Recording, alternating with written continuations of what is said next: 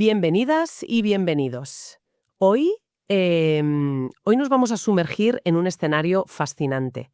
Vamos a viajar a una de las ciudades más vibrantes y caóticas del mundo antiguo, Corinto. Un puerto increíble, sí.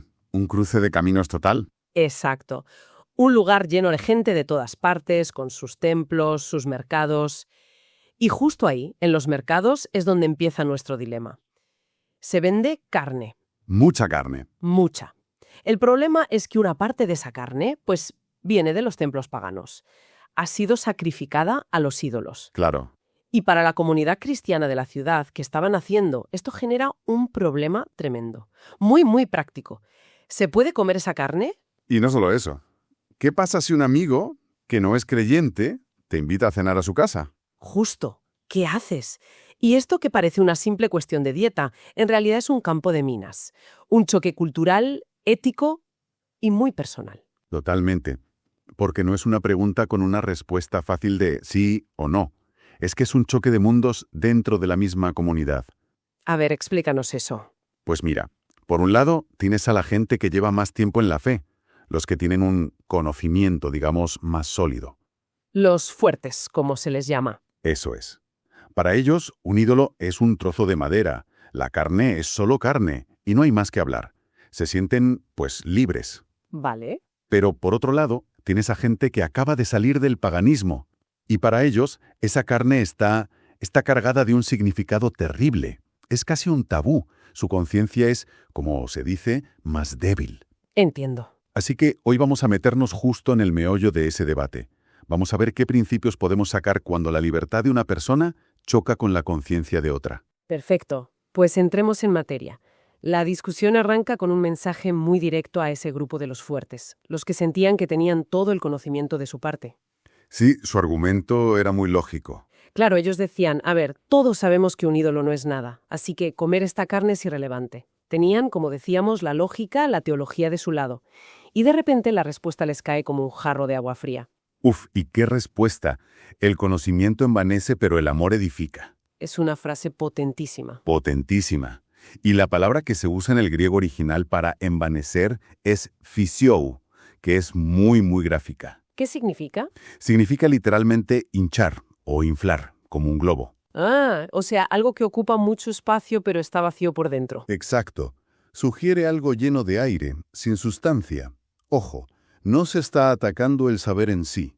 Nadie dice que sea malo conocer la verdad. Lo que se cuestiona es el propósito de ese saber. ¿El para qué lo usas? Justo. ¿Lo usas para construir puentes con los demás o para levantar muros y demostrar que tienes razón? Entiendo el punto, pero, a ver, ¿no es un poco injusto para los que han hecho el trabajo intelectual? Es decir, han estudiado, han llegado a una conclusión lógica que les da libertad y ahora se les dice que su conocimiento hincha. ¿Suena casi como un castigo por tener razón? Esa es una objeción muy buena y es precisamente el nudo de la cuestión. El texto no dice que su conclusión teológica sea errónea. Ah, vale. De hecho, más adelante la confirma. El problema no es el qué, sino el cómo. Un conocimiento que te lleva a despreciar o a ignorar cómo se siente tu vecino, por muy correcto que sea en el papel, se ha convertido en una herramienta de orgullo. Se vuelve estéril. O sea que no construye nada. Nada. Por eso el texto sigue con una afirmación aún más radical si cabe. Y si alguno se imagina que sabe algo, aún no ha aprendido nada como se debe conocer. Es tremendo. Te está diciendo que la verdadera medida del saber no es cuántos datos acumulas en la cabeza, sino cómo ese saber te transforma a ti y a tus relaciones. Eso sí que le da la vuelta a todo. Porque entonces el objetivo ya no es ganar una discusión teológica. Para nada. De hecho, me estoy acordando ahora del remate final de esa idea, que es brillante. No dice, si amas a Dios, llegas a conocerle, que sería lo lógico. No. El camino del amor te lleva al conocimiento. No, no dice eso. Dice algo mucho más pasivo. Si alguno ama a Dios, ha sido conocido por él. Exacto. Cambia el foco por completo.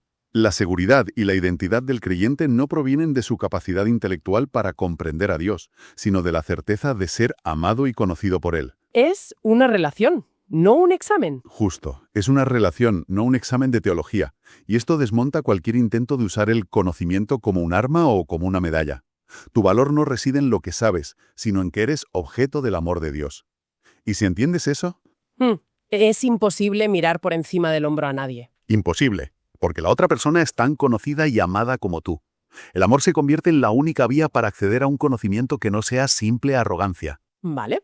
Entonces, para entender bien a los fuertes, ¿cuál es exactamente su argumento teológico? Porque tenía que ser sólido para que se sintieran tan seguros, tan libres de comer esa carne. Y lo era muy sólido. Su argumento es de un monoteísmo radical y clarísimo. Sabemos que un ídolo nada es en el mundo, y que no hay más que un solo Dios. Directo y al grano. Totalmente. Para ellos, las estatuas de Zeus, de Apolo o de quien fuera son solo eso, piedra o metal. No tienen ningún poder real. La única realidad es el Dios Padre, origen de todo, y el Señor Jesucristo, a través de quien todo fue creado. Punto. Es una declaración de principios que choca frontalmente con toda la cultura que les rodeaba. Claro, con sus muchos dioses y muchos señores.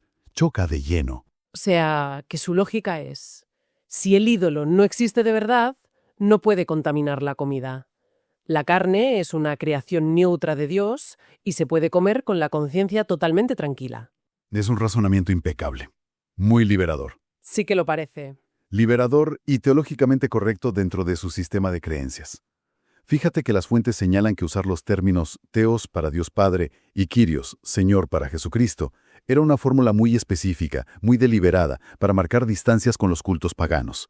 O sea que no era una opinión, era una convicción muy profunda. Muy profunda, ¿sí? Nacía de una teología muy meditada sobre cómo funciona el universo. Pero aquí hay algo que no me termina de cuadrar. Si el ídolo no es nada, ¿por qué en otros pasajes se llega a mencionar que detrás de la idolatría podría haber demonios? Suena contradictorio. O no es nada o es algo peligroso. Es una tensión interesantísima. La clave está en distinguir el objeto de la práctica. A ver, El ídolo o el trozo de madera es nada. No tiene divinidad. Pero el acto de adorarlo, el sistema de creencias que lo sustenta, eso sí se considera una realidad espiritual errónea y dañina. vale, entiendo la distinción. Se entiende que hay fuerzas espirituales en el mundo que se oponen a su Dios y que la idolatría es un vehículo para ellas. Sin embargo, y esto es lo crucial para el fuerte, ¿El qué? que la soberanía y el poder del único Dios verdadero anulan por completo la amenaza de esas fuerzas. Su conocimiento le da una especie de inmunidad espiritual. No tiene miedo porque sabe quién está al mando. Y por eso puede sentarse a comer esa carne sin el más mínimo temor supersticioso. Exactamente. Entendido. Así que, por un lado, tenemos un argumento teológico que parece impecable. Los ídolos no son reales. La carne es solo carne. Y sin embargo, el debate no termina ahí. Ni mucho menos. Me da la sensación de que el verdadero problema no es la teología, sino la psicología de la comunidad, ¿no? Has dado en el clavo. El problema no es de doctrina, es de pastoral, de cuidado mutuo, porque como dice el texto, no en todos hay este conocimiento. Y aquí es donde entra en juego la figura del hermano débil. Exacto. Esta persona probablemente ha pasado toda su vida temiendo a esos ídolos, creyendo en su poder, ofreciéndole sacrificios. Esas ideas están grabadas a fuego en su mente, en sus emociones. Claro, eso no se borra de un día para otro. Para nada. Aunque ahora crea en un solo Dios, no puede evitar sentir un escalofrío al ver esa carne. Su conciencia no está limpia de esa asociación pasada. Es un poco como, no sé, como el debate sobre los spoilers de una serie. ¿A qué te refieres? Pues que para alguien que ya la ha visto, saber el final no le arruina la experiencia. Pero para alguien que no, revelárselo puede destruir su disfrute. La acción es la misma, decir una frase, pero el impacto es totalmente distinto según la otra persona. Es una analogía perfecta. El acto es neutro, pero el contexto personal lo cambia todo. Y aquí el contexto es muy delicado. Pensemos en alguien que sale de una adicción, por ejemplo, al alcohol. ¿Vale? Para la mayoría de la gente, tomarse una copa de vino en una cena es algo normal, sin más. Pero para esa persona, estar en un ambiente donde todos beben con total normalidad puede ser una lucha interna tremenda, una fuente de ansiedad o incluso una tentación. El acto de beber no es malo en sí mismo, pero para esa persona concreta, en ese momento de su vida, es un campo de minas. Y el escenario que se plantea es muy gráfico. Esta persona débil, con todas sus dudas, va a una cena, quizás en casa de un amigo pagano, y ve a otro creyente, alguien a quien admira por su madurez, comiendo esa carne como si nada. La presión social es enorme. Claro, piensa, bueno, si él lo hace, que sabe tanto, no será tan grave. Y ahí está la trampa mortal. Lo hace pero no porque esté convencido, sino por imitación, por no quedar mal. Pero su conciencia le sigue gritando por dentro que eso está mal, que está coqueteando con la idolatría de su pasado. Y al comer está violando sus propias convicciones. Exacto. Y el texto dice que su conciencia, siendo débil, se contamina. No peca por el acto físico de comer, sino por hacer algo en contra de su propia conciencia. Se está haciendo daño a sí mismo espiritualmente. Es que la palabra que se usa para describir las consecuencias es durísima. Y por el conocimiento tuyo se arruina el hermano débil por quien Cristo murió. Durísima. El término es arruinar, destruir. No dice le molesta, le confunde o le incomoda. Es un lenguaje de una violencia tremenda. Y encima conecta una decisión sobre el menú de la cena con el acto más sagrado de su fe. Porque lo eleva a esa categoría. Se está cometiendo en realidad un doble pecado. El primero es contra el hermano, al que estás empujando a un precipicio espiritual. La forma verbal que se usa se está arruinando, sugiere un proceso, un deterioro, que empieza con ese acto. ¿Y el segundo pecado? El segundo es directamente contra Cristo. ¿Por qué? Porque esa persona débil, con todos sus miedos y escrúpulos, es alguien por quien, según su fe, Cristo dio la vida. Al tratarla con frivolidad, al anteponer tu derecho a comer un filete a su bienestar espiritual, estás menospreciando el valor que Cristo le dio. Estás hiriendo a un miembro de lo que ellos consideran su propio cuerpo. El argumento, la verdad es que no tiene fisuras. Si crees que Cristo consideró a esa persona tan valiosa como para morir por ella, ¿quién soy yo para pisotear su conciencia por una cuestión de comida? Pero, a ver, si llevamos esto al extremo, ¿no se corre el riesgo de que la comunidad entera quede rehén de la persona más insegura o, como se dice aquí, débil? Es la pregunta del millón. Claro. ¿Dónde se pinta la línea para no frenar el progreso de todos por el escrúpulo de unos pocos? Porque podría haber alguien que siempre encontrara un problema en todo. Es una pregunta crucial, sí. Y el texto no propone una parálisis permanente, donde la conciencia más escrupulosa dicta la norma para todos y para siempre. Entonces, ¿cuál es la solución? El objetivo no es mantener al débil en su debilidad, sino educarlo con paciencia y amor para que su conciencia madure y también él pueda disfrutar de la libertad. Lo que se establece es un principio de actuación. La libertad no es un derecho absoluto que se ejerce a cualquier coste. Debe ser siempre modulada, filtrada, por el amor. Por el amor y la responsabilidad hacia los demás. No se trata de no ejercer nunca tu libertad, sino de preguntarte siempre: ¿es este el momento y el lugar adecuados? ¿A quién puedo estar afectando con esto? Es un equilibrio dinámico, no una ley estática. Y la conclusión personal que saca el autor es la prueba de la seriedad con la que se lo toma. No se queda en la teoría. Para nada. Se pone a sí mismo como ejemplo y dice: por lo cual, si la comida le es a mi hermano ocasión de caer, no comeré carne jamás, para no poner tropiezo a mi hermano. Vamos, que lo dice con una contundencia brutal. No dice intentaré ser más discreto o lo evitaré cuando esté él delante. Dice jamás. Jamás. Es una renuncia voluntaria y total a un derecho legítimo por un bien mayor, la salud espiritual de otra persona. Es el amor puesto en práctica de la forma más radical. Y al final, si lo pensamos, de eso va todo este análisis. Empezamos con un problema aparentemente trivial sobre comida en la antigua Corinto. Y hemos llegado a un principio ético de una profundidad enorme. Exacto. El verdadero conocimiento no es el que te hincha el ego y te permite ganar discusiones. El verdadero conocimiento es el que, pasado por el filtro del amor, te lleva a proteger y a construir tu comunidad, aunque eso implique, a veces, ponerle límites a tu propia libertad. Y esa es la idea que quizá nos podemos llevar para reflexionar. El debate era sobre la comida, pero el principio es universal.